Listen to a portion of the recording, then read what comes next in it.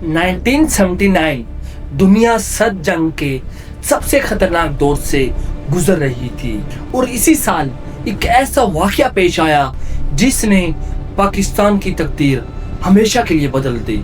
Soviet union ने अफगानिस्तान में फौजें दाखिल कर दी।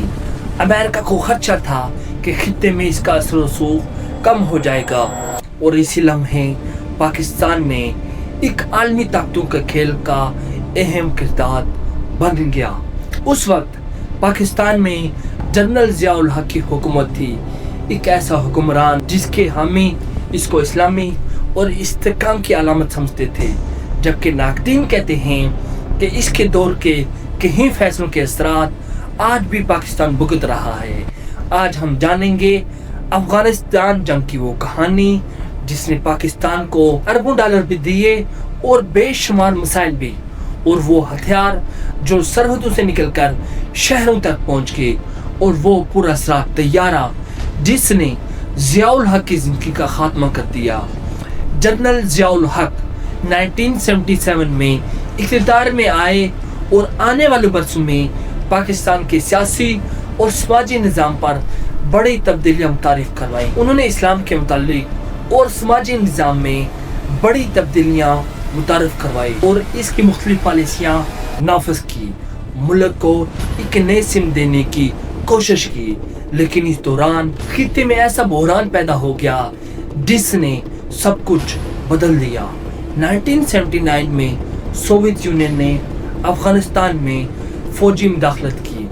अमेरिका ने इसे सद जंग का एक बड़ा महाज समझा, अफगान मज़ामत की हमायत का फैसला किया। पाकिस्तान इस मंसूबे का मरकज़ बन गया।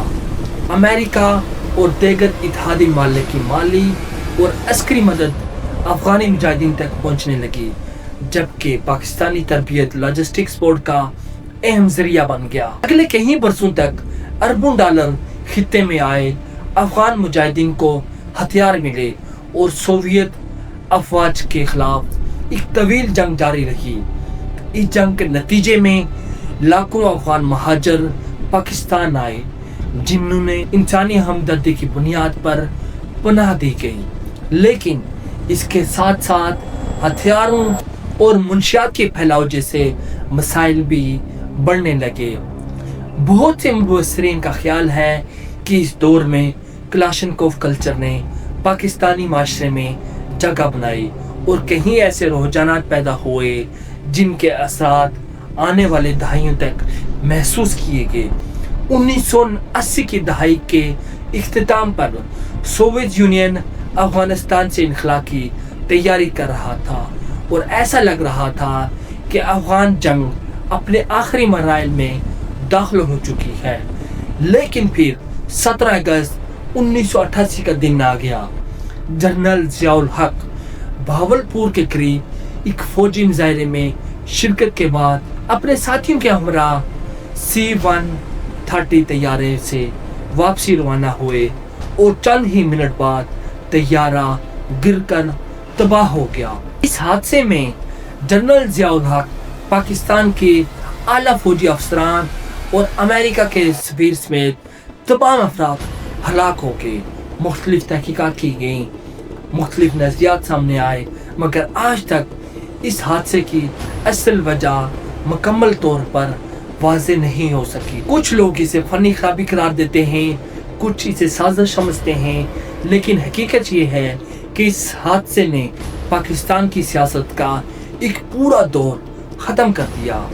ज़िया-उल हक का दौर आज भी पाकिस्तान की तारीख का सबसे बड़ा ज़ेर बहस और दवार में शामिल होता है। एक ऐसा दौर जिसने मुल्क को सियासी माशरे और खित्ते के हालात पर गहरे असर छोड़े। ज़िया-उल हक के साथ एक दौर ख़त्म हुआ, पाकिस्तान के मिसाइल ख़त्म नहीं हुए, अफगान जंग के असरात बाकी थे, सियासत नए मोड़ पर खड़ी थी और मुल्क एक बार फिर जमहूरियत की तरफ बढ़ रहा था और एक नई शख्सियत मंजर पे आने वाली थी। एक ऐसी खातून जिसने पाकिस्तान बल्कि पूरी मुस्लिम दुनिया की तारीख बदल दी। अगली वीडियो में हम बात करेंगे बेनज़ीर भुट्टो की, दुनिया की पहली मुस्लिम खातून वज़ीर आज़म, जिन्होंने उम्मीद की ایک نئی داستان لکھی، مگر ان کا انجام بھی پاکستانی تاریخ کے سب سے المناک واقعے میں شمار ہوتا ہے۔ اگر آپ کو میری یہ ریسرچ پسند آئے تو اس ویڈیو کو لائک کریں، چینل سبسکرائب کریں اور اس ویڈیو کو اپنے دوستوں کے ساتھ لازمی شیئر کریں۔